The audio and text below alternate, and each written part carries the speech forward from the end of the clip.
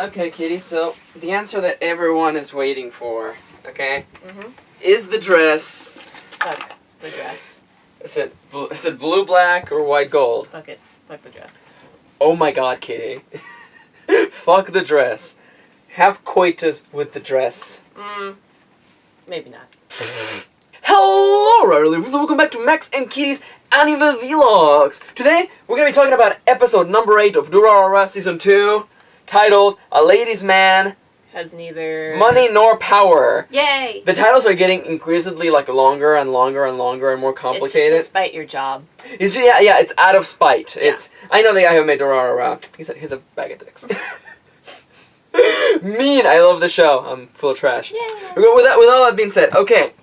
Disclaimer right off the bat, right now. We're not going to be talking about things chronologically because today's episode... Kind of all over the place. It's kind of all over the place. We have a pseudo timeline. It's from 8 a.m. to 11. Yeah, but it kind of goes back and forth. It's funny because the description for this episode states a couple of things happening, and there's literally every plot line gets revived. It's like yeah, every character is active, even Dotachin. Yeah, actually. Yeah, so basically everyone is brought back to the forefront. So we'll just kind of tackle plot lines as we think of them. Yeah, exactly. Now before we go... You go first. I don't know, what were you going to say? Before we go anywhere, I want to say, thank God the good animation is back. Yeah, it's a little derpy in some places, but Blu-ray will fix everything. Yeah, exactly. My point was, Kira's back! Yeah, okay. In the opening... No, in the... Oh, no, yeah. In the preview in the preview, episode, yeah. I was like... Yeah, no, she was vibrating the entirety of, the couch, and I was just there Kitty, stop it. I just love Kita. Yeah, no, she loves Kita. He's a giant nerd. Talking about Kita, today we have a very interesting reveal for Kita in which we learn that he's been working with Isaiah as his gopher. And moving on real quickly because he really doesn't have much else in this episode. Except he narrates. Yeah, he also narrates. And aside from that, we have a really nice revelation with him and Saki, in which we learn that he's Isaiah's gopher, and that he cannot see his friends. It's not that he does not choose to see his friends. He cannot. And of course, the implication here is that Isaiah's got something to do with that. Something to do with this. Isaiah's up to something this episode. Oh no! Yeah, we learned that. Why don't we just keep on into Isaiah? Yeah. It's like we learned basically this episode that Isaiah has not been sitting on his butt. No, he's been setting shit up. Yeah. And I told Kitty a comment in the middle of the episode, and her face went from to oh no. And we'll get there in a moment.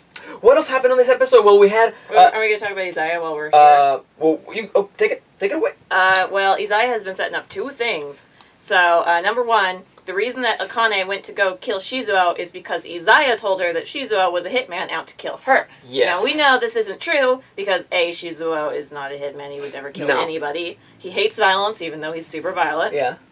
And also, B, because there's somebody else out to kill her who is not Shizuo. Exactly. I think there's two people. There's two people out to kidnap... No, there's two people out to find her. There's one person out to... Take her out? I don't know. We don't know. And and she says... Well, we're talking about Akane. She says for some reason that she can't go back to her house. Yeah, she can't go back to her family. So she went to Isaiah's somehow instead. Yeah, which is funny because...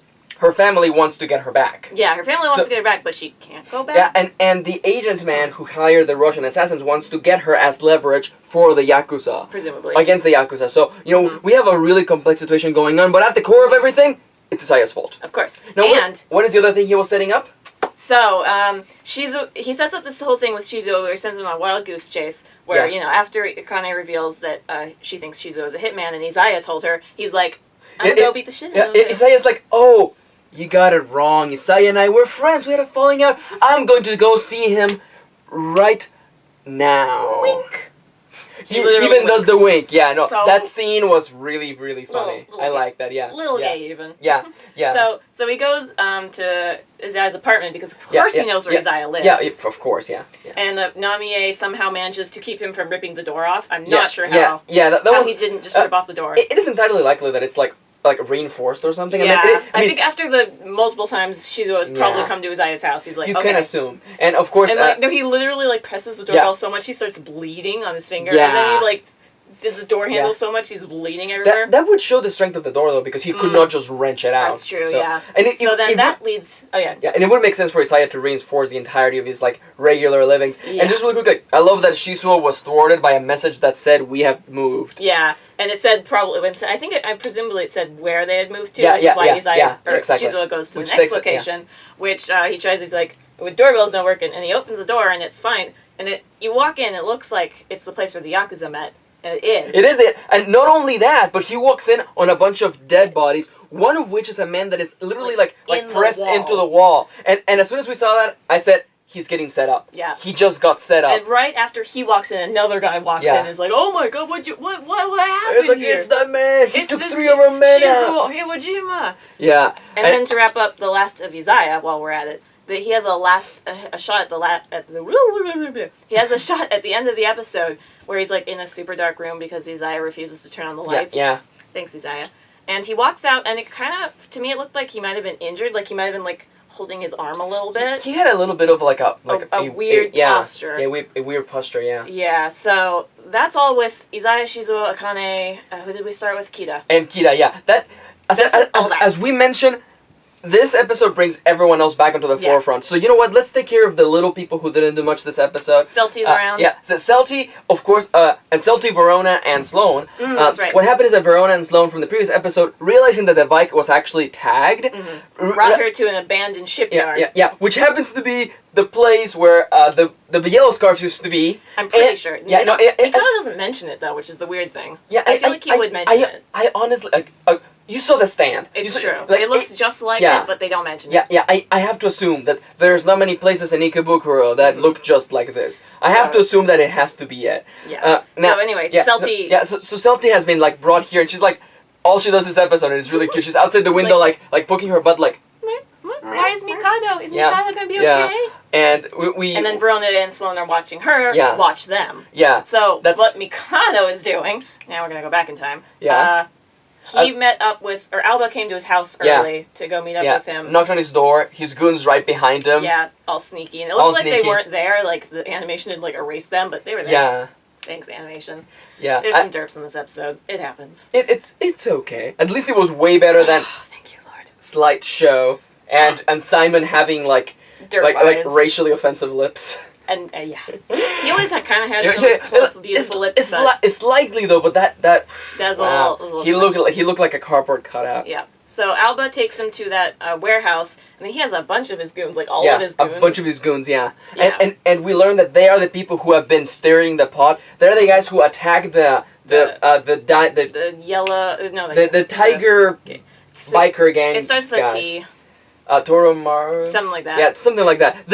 Let's call them the White Tiger gang. The White Tiger gang. And under the name of the Dollars. Oh, yeah, so they are part of the Dollars as well. Yeah. But also, like, they revealed to Mikado that they're going to reform the Blue Squares. The Blue Squares, yeah. And we have a really strange exchange, because basically, Mikado is standing there like, oh no. And Aoba's like, we did all of these things for you. And kind of like, I think... And he wants to set that Mikado up as their leader. Yeah. And to me, it's really weird because I'm sitting here like, why is he doing this? Like, because he literally is like, you can either do 2 things, and I forget the first one. And one is like, you can make us, command us to just take a beating from them and like not do anything. Yeah. Oh, yeah, and it's kind of genius when I think about it. It's like either A, you basically tell us to let them beat us up, or you tell us to go beat them up. Yeah. Be our leader and basically be the moral compass here. Mm-hmm. Are you going to let them kill us, or are we going out and kill them? Yeah, and Mikado has this protest where, like, I don't want to do either of those. Those are terrible options. Yeah. But Alba keeps talking. I forget what he says.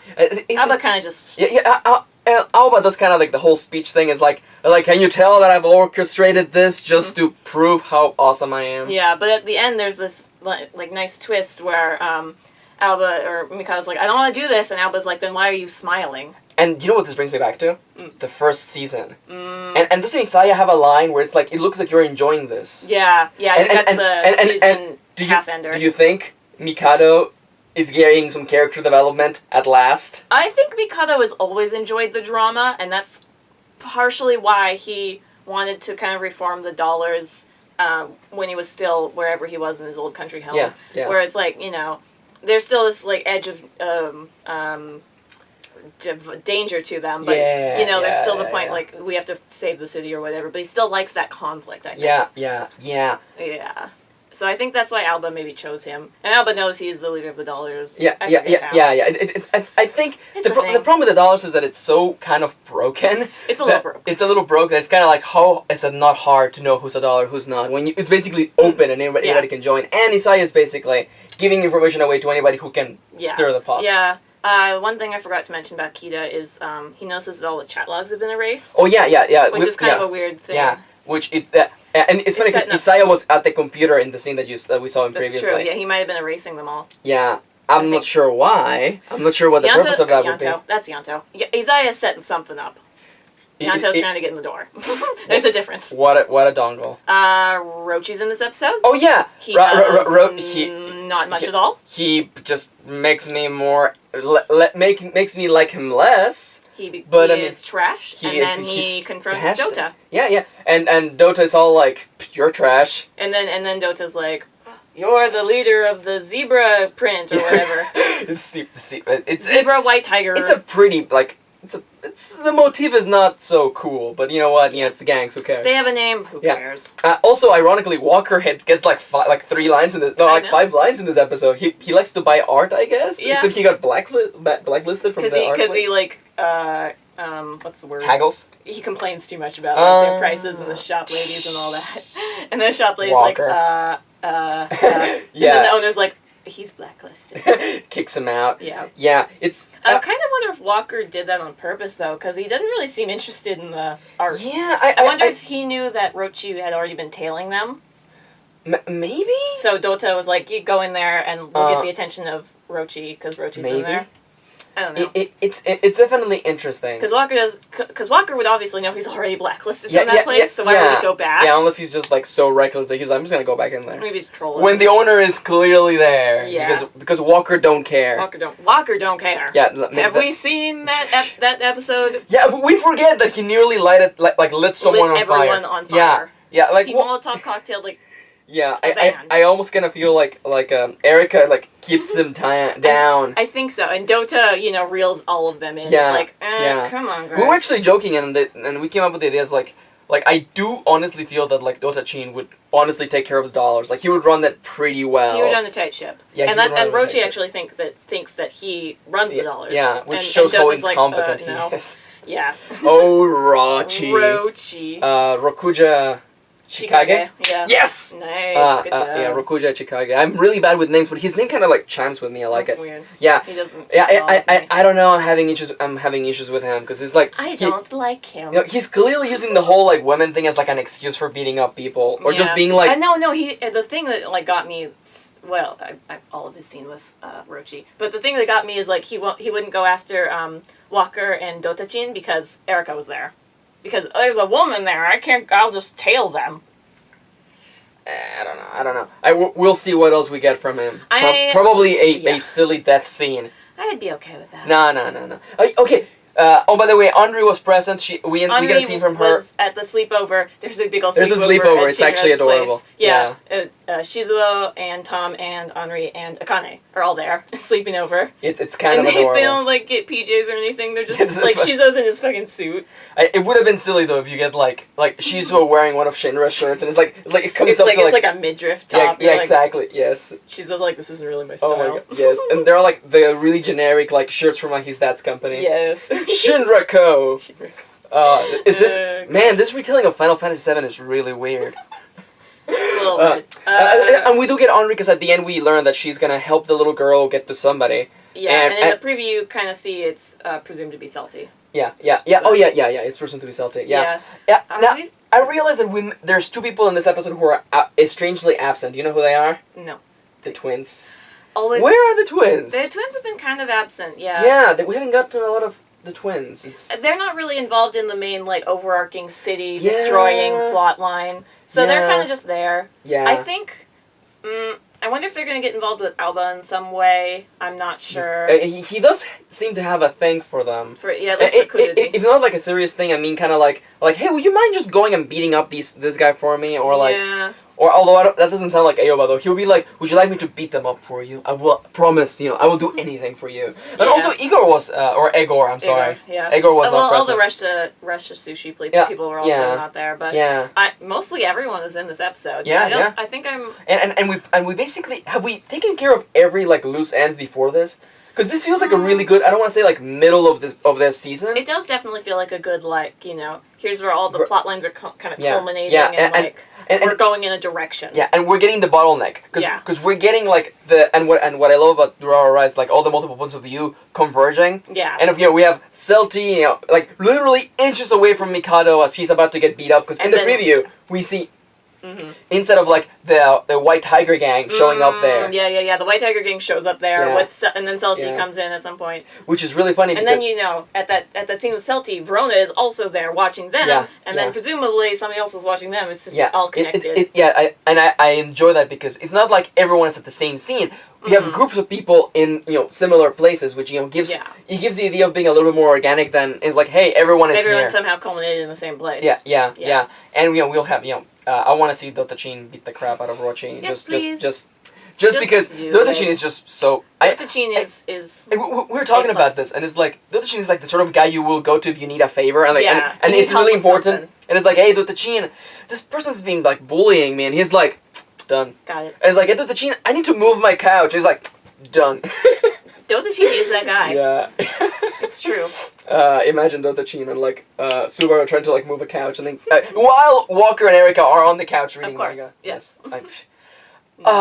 Nerds. Yeah, and we were just saying that like, hey, they haven't been around yet recently. Yeah, we were saying that. Yeah. And then they happened again. Maybe if we keep talking about the twins, they will show up again. Yeah, it's kind of funny because I don't think that... Did you ask for more twins in the previous episode? Because that might have been it. You were asking for Kira, and you got Kira. I did get my Kira. Yeah, you stopped asking for the nerds, and we didn't get the cute twin nerds. I'll keep asking for the twins. Exactly. Then. Yes. I'm satisfied with Makita for now, because he's actually back in a player in this episode, and just... Yeah, and there's a sense of, like, not urgency, but there's something... at risk, or there's a barrier preventing him from being with his friends, which is the implication that Isaiah is all like, you can't see your friends because I'm masterminding. I'm puppeteering. We've touched on all the subjects, you think, right? I think so. So I think it's right about time we move on to predictions. Okay. Right on the moment when Kida was talking about the fact that he cannot see his friends. It's not like he chooses not to to protect them. He cannot, which implies that Isaiah is preventing him, and that immediately changes the color of the last episode scene, final scene, where Isaiah is talking with Mikado, being all like, you're lonely, I'm lonely. We should be friends. We should totally be friends, because I have not been totally engineering this moment. Yeah, I mean, like, he couldn't have engineered Henri. Okay, I was gonna say, do you think that maybe, just maybe, he put the hit on Henri? But no, the producer put the hit on Henri. Oh. Maybe he's behind everything. Do you think the producer... Maybe he caused the rift between the producer and the Yakuza. Why the hell would the producer want Henri? That one I have no idea. Is it the sword, I guess? I get everything kind of comes back to Saika. Yeah. No, but the thing is, like, Isaiah is protected by the Yakuza, so why would he want to fuck with them? Although he did just kill 3 of their men, so let's be real here. Yeah, I'm. You know what? I'm full of shit. Yeah, it's real. I think if anything, I'm just so happy that once again Isaiah's like fooled you. I've been doing things all along. I really do appreciate that. I love the like hit with the truck, sort of like theme that keeps coming back is like just turn the corner and bam, Isaiah's there hitting you with the truck. Yeah, exactly. Yeah, as you do. As Isaiah does. That's true. Aside from that, as for predictions, I am predicting that we're going to be realizing very soon that Isaiah is going to reap the seeds he's sown. Because I think he's been doing this for a long while. Yeah. And right now... It feels like he's been setting it up since the year break, essentially. Yeah. And it's coming to the point for me where it's like, you cannot take things for granted anymore. And I'm getting the feeling that, like, is he also behind, like, Aoba? Is he also behind the Russians? But Aoba's after Isaiah. Yeah, but... Do you think that maybe Mastermind Isaiah has orchestrated all of this, though? I would like to not see that be a thing. Yeah. It's possible, but I would like to, I would love have to see Alba genuinely surprise Isaiah. Yeah. Be like, who the fuck is this kid? He's like, I'm the little brother of the Blue Squares guy that you put in jail forever. And Isaiah's like, who? Yeah. He's like, fuck? Brought down. No, I do totally agree with what you're saying. Yeah. aside from that, do you have any predictions, Katie, for future episodes based on what we saw today? I can't remember. I don't know. I feel like something big is starting to go down. And my main... It's not really a prediction because I don't know what's going to happen, but I wonder what Mikado's going to do. Yeah, because in the preview we see that of course, really well timed the White Tiger show up. And it's I'm sure okay, that's going to disrupt his decision. Yeah, so, yes. It's like, are you gonna let them beat us up, or are you gonna tell us to beat them up? Yeah. Because they've made it very clear that they're okay with using force, because they literally threw Molotovs at guys at a parking lot. Yeah, they injured like 20 people and sent them to the hospital. So spoilers: Walker used to be part of the Blue Squares. It's true.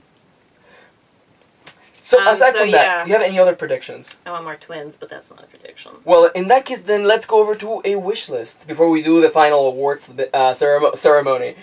Do you have any twins? More twins? That's about it. Yeah. Twins, Kita, I'm happy. Yeah, you know, it's kind of funny because all the way up to this point, I'm the sort of person who I'm like, I want an episode to focus on one thing, but you know what? We're getting right there on the bottleneck, and to me, if you want to know like what I'm picturing around, it feels like the can of soda that just got all shaken up. Yeah. And we gotta get over that episode where you open it up and everything explodes. Yeah, because Stealth is gonna be there. The White Tigers are at the same place. Mikado has to make a choice, which is gonna change them as a character, and the way that Aoba reacts to him. We have the Roshas, and that is in the same location. Yeah. And then we have Izaya orchestrating something between Shizuo, the Yakuza, which is going to be taken seriously because there's a whole bunch of Yakuza in the preview. Yeah. I wonder if Akabayashi will finally have his premiere, because he actually hasn't been in the anime at all. We're 8 episodes in. He's the only one in the opening that has not been in the anime yet. Yeah. So I'm wondering what that's... If Akabayashi is going to come into the forefront. Yeah, you know, it's about time that he actually showed up. It is. Yeah, and you know what's interesting, and maybe this is just like thing other anime do, but Durarara doesn't. Do you think a character is going to be introduced who is not part of the opening eventually? It's kind of weird. Durarara doesn't. Yeah, it doesn't usually do that, right? Yeah. Because again, like we're treating this by assuming things. Because we assume that the players on the opening are the only players. I'm like, what if another person gets introduced? I don't know. It's kind of interesting. Then again, we do have a lot of players going on. Sloane's not in the opening. Is Sloane? Oh, he is not in the opening. Not in the opening. He's in the ending. He's in the ending. Yeah. Oh, and you know that's the only one that I can't think of. You know who else hasn't done anything for like 5 episodes? Shingen and Olivia. Emilia. I think we do this every time, don't we? Yeah, I think we do this every time. Yeah. Shingen hasn't done anything, which, you know... Emilia hasn't done anything since the first episode. I wonder... and the hot pot. Hot pot parties. Yeah, the hot pot party. That's true. Yeah. Emilia was there, but not Shingen. Yeah.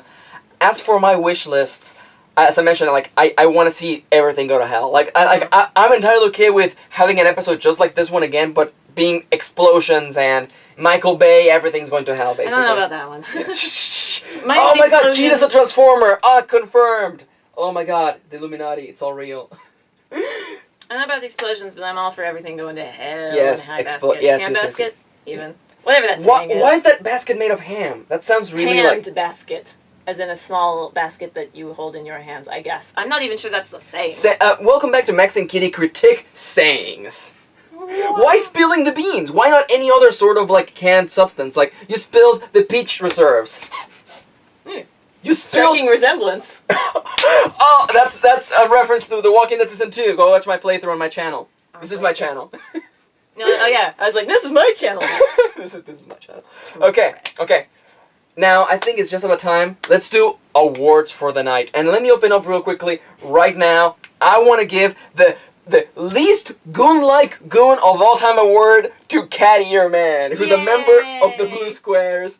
Cat Ear Man. Yeah, he looks like a cat as well. He's ridiculous. He's got the little... Yeah, he's got the little cat thing and the little ears, and it's weird because I'm not gonna lie to you, okay? I get it, Aoba. I get that he's totally in there just for causing chaos. I can't take his gang seriously when one of his members is walking around with cat ears and a cat face. Yeah, you know, if we like don't pan to him, I'm like, oh, those guys look pretty serious. Yeah, they look and then pretty we serious. pan to him, and I'm like, I'm like, you're a bunch of kids. You're all like 13. They are really young. Yeah, they're really young. I wonder about that, but yeah. Do you have any awards? Award. I think you would give one to Shizuo for today. Award for weirdest reaction I've ever seen. I would say like the best acting award goes to Shizuo tonight. You know what? He actually I bet he would make his brother proud with that. Yeah, and you know what? That's funny. Okay, you just know that the writers were thinking about that. It's like, who is the actor in the family now? And it's kind of funny because as I was watching that, part of me was like, you understand why he's doing that because it's like, you know what? I don't need to be angry right now. I will have plenty of reasons to be angry later. And there was the little girl. Yeah. There. Even though she tried to kill him, he's like, yeah. Hold back. Yeah. Hold back. Don't destroy Shira's apartment. I also... hold back. Don't kill. Don't let them show. No. No. Well, now they know. No. And he flips everything. Shizua. Let me go. Shizua. I'm gonna kill that fucking flea bag. Shizua. Shizua. That's We're gonna murder Izaya-kun. I don't care if they try to stop me. I could go to jail. But that's okay, because I'll murder Izaya. Oh my god, yes. So keep an eye out for Kitty's and I, like, parody of Frozen's Let It Go. Shizuo. Do you think we could get the voice actor to sing that? Is Crispin Freeman. Yeah, but I think we could do it. I think we can hope.